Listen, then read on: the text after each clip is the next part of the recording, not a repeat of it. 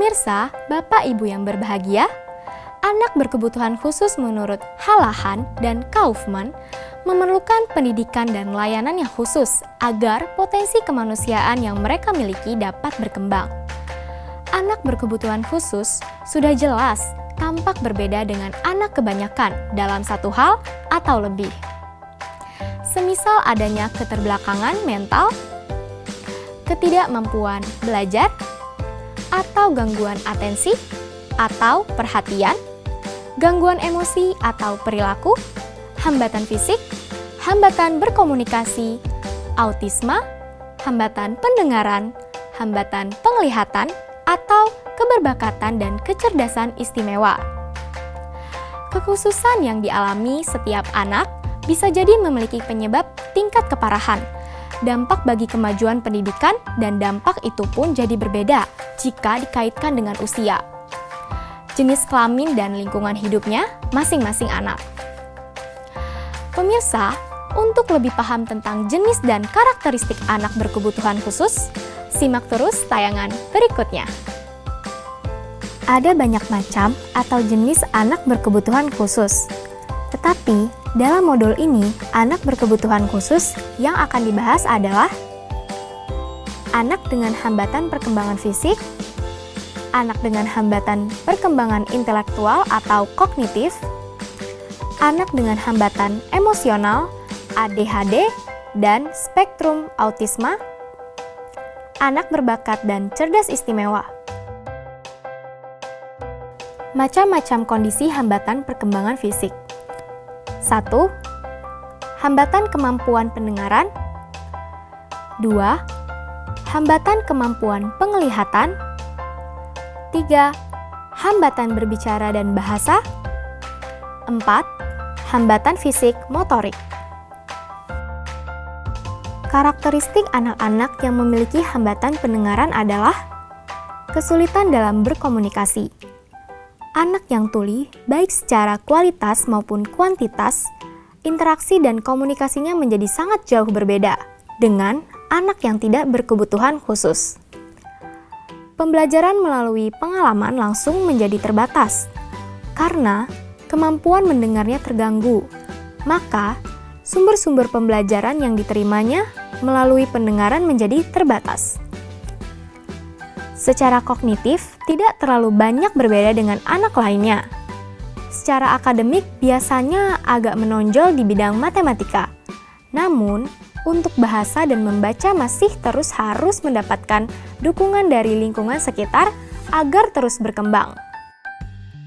Karakteristik anak yang memiliki hambatan penglihatan adalah secara kognitif, mengalami gangguan karena memiliki keterbatasan dalam variasi dan rentang pengalaman yang didapatkan. Mobilitas dan interaksi dengan lingkungan yang terhambat. Kehilangan pengalaman-pengalaman yang berharga melalui hal-hal yang telah disebutkan di atas, dan juga kurangnya kesempatan untuk mengamati dan menirukan anak-anak dan orang dewasa lain. Dampak dari kondisi ini sangat bermakna bagi perkembangan kognitifnya.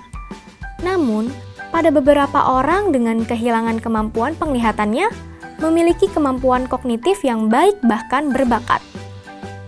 Secara akademis, apabila ia tidak mengalami keterbatasan secara kognitif, maka ia dapat memperlihatkan hasil belajar yang optimal, asalkan lingkungan sekitar memberi dukungan yang penuh dengan alat-alat bantu yang memadai. Secara sosial dan emosional, anak dengan kehilangan kemampuan penglihatan dapat mengalami kesulitan untuk mengembangkan keterampilan-keterampilan sosial karena ia sulit untuk mengamati, menirukan, dan menunjukkan tingkah laku sosial yang tepat.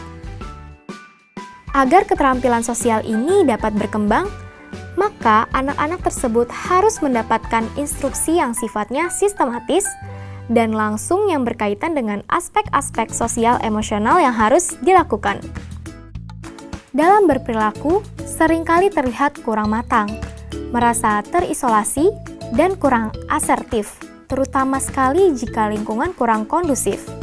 Selain itu, ada perilaku stereotip yang dimunculkan seperti mengerjapkan mata, menjentikan jari, menggoyangkan badan atau kepala, atau menggeliatkan badan. Hal ini sering muncul dikarenakan mereka kehilangan stimulasi sensori, terbatasnya gerakan dan aktivitas mereka di lingkungan, serta kurangnya interaksi sosial. Hambatan berbicara dan bahasa mengacu pada hambatan komunikasi seperti gagap, hambatan artikulasi, hambatan bahasa, atau hambatan suara yang berdampak pada hasil pembelajaran seorang anak. Adanya hambatan bicara dan berbahasa pada anak dapat berasal dari berbagai faktor, salah satunya yaitu secara biologis, di mana masalah itu berkaitan dengan susunan saraf pusat atau struktur dan fungsi dari sistem lain di dalam tubuh. Misalkan, langit-langit mulut yang tidak sempurna, lidah yang tebal dan pendek. Fakta yang sering ditemukan adalah adanya kebingungan bahasa pada anak karena faktor lingkungan. Misalnya anak berbahasa ibu atau bahasa daerah, tetapi ia berada di daerah yang bahasanya tidak sama dengan bahasa ibu yang dipahaminya. Hal ini akan membuat anak mengalami hambatan dalam berpartisipasi pada proses pembelajaran. Fakta lain yang ditemukan, pendidik seringkali meminta anak untuk mengunci mulutnya selama di kelas, karena keributan dianggap mengurangi nilai kemampuan guru mengelola kelas. Akibatnya, beberapa anak mungkin akan takut untuk berbicara selamanya. Padahal, seharusnya guru dapat mengingatkan anak untuk bersuara pelan-pelan dan sesekali mengajak anak berbicara sambil berbisik. Ini lebih baik daripada melarang anak berbicara. Karakteristik anak dengan hambatan fisik antara lain, secara kognitif dan akademik, anak dengan hambatan fisik akan memiliki fungsi kognitif dengan rentang, dari yang ringan hingga berat. Anak-anak yang mengalami hambatan fisik namun memiliki kemampuan kognitif yang baik, maka ia akan dapat berkembang dengan baik, asalkan hambatan fisiknya dapat ditangani dengan baik.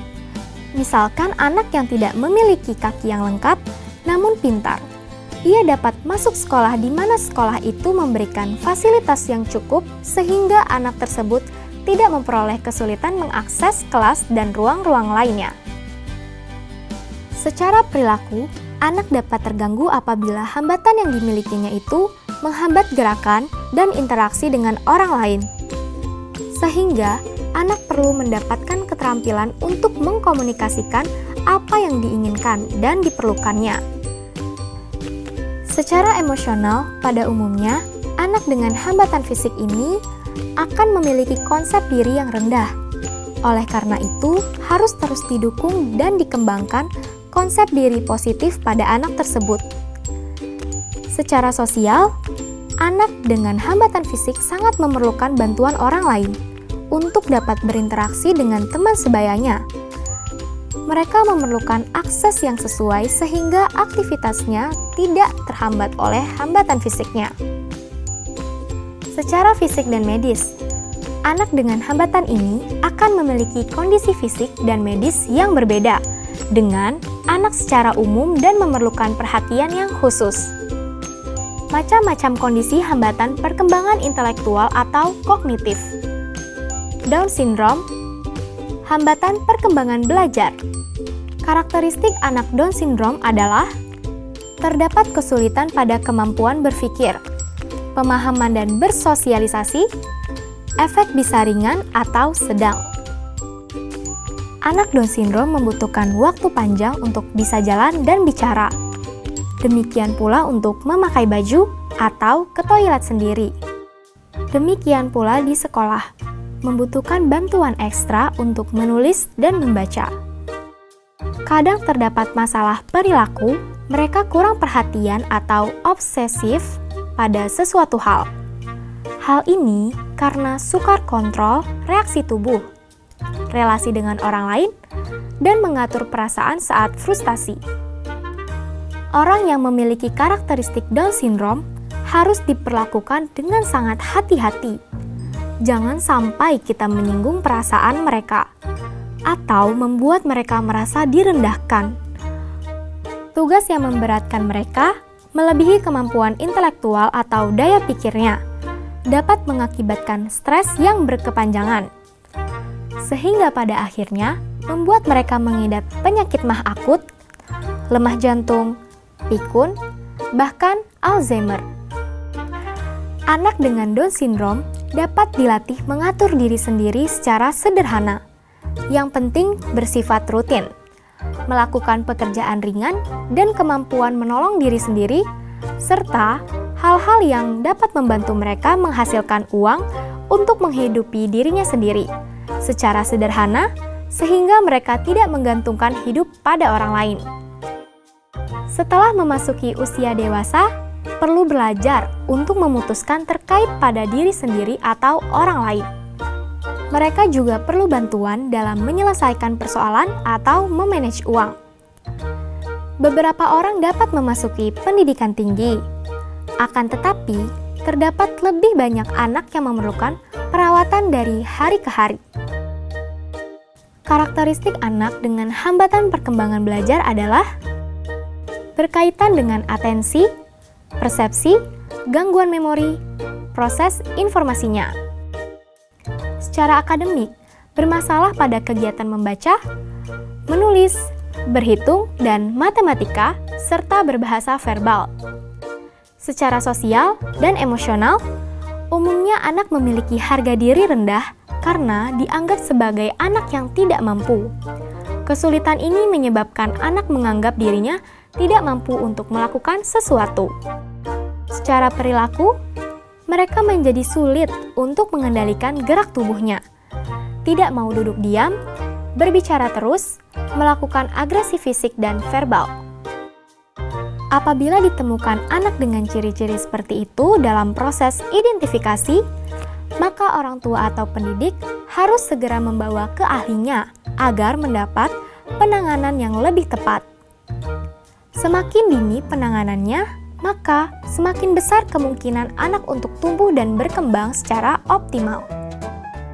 Karakteristik anak dengan hambatan emosional adalah A.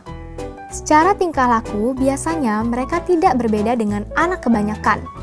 Namun, bisa dilihat dari tingkah laku yang diinternalisasikan dan tingkah laku yang dieksternalisasikan. B. Secara emosional, biasanya mereka memiliki pengalaman kecemasan yang bersumber dari perasaan tidak aman dan tidak nyaman dalam dirinya terhadap lingkungan, atau rasa takut yang berlebihan. Secara sosial, ada hambatan dalam menjalin hubungan dengan orang lain, sehingga menimbulkan perasaan takut, tertekan, bahkan depresi. C. Secara kognitif, anak memiliki rentang kemampuan dari rendah hingga tinggi. Namun, gangguan emosi menghambat hasil dan prestasi belajar. Adapun jenis-jenis anak dengan hambatan perkembangan emosional, yaitu 1. Autis. 2. ADHD atau Attention Deficit Hyperactive Disorder atau hiperaktif. Ciri-ciri anak dengan spektrum autisme pada anak yang dapat dideteksi sejak dini sebagai berikut. A. Tidak menunjukkan rasa senang ketika diangkat atau dipeluk, merasa takut, menangis, atau marah. B.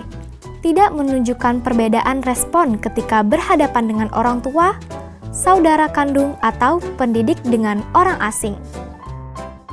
C. Enggan berinteraksi secara aktif dengan orang lain.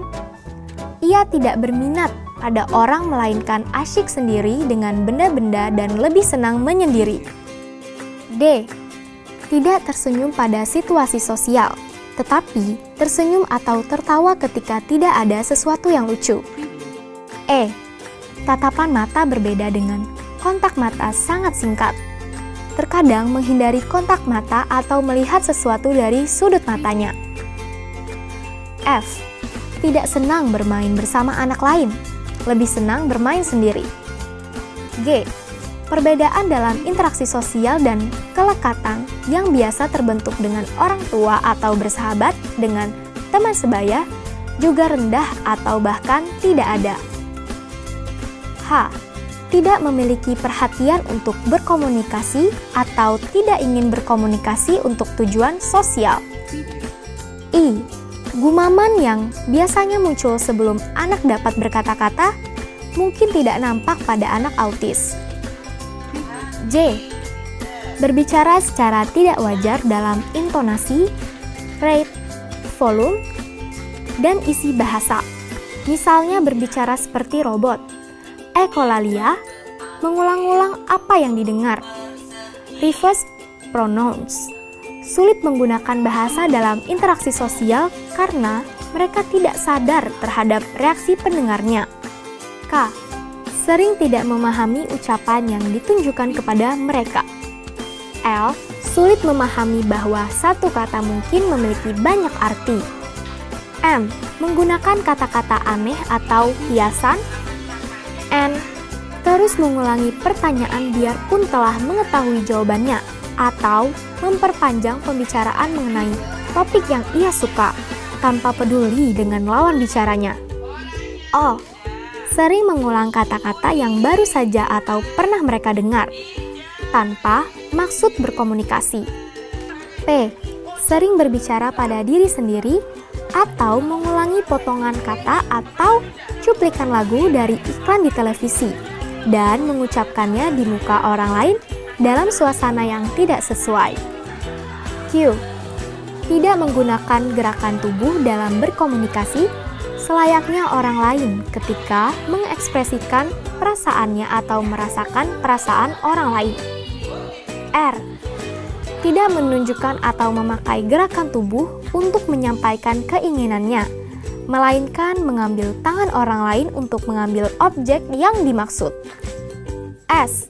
Perilaku repetitif atau pengulangan, misalnya tingkah laku motorik ritual seperti berputar-putar dengan cepat atau twirling, memutar-mutar objek, mengepak-ngepakkan tangan atau flapping, bergerak maju mundur atau kiri kanan, atau rocking.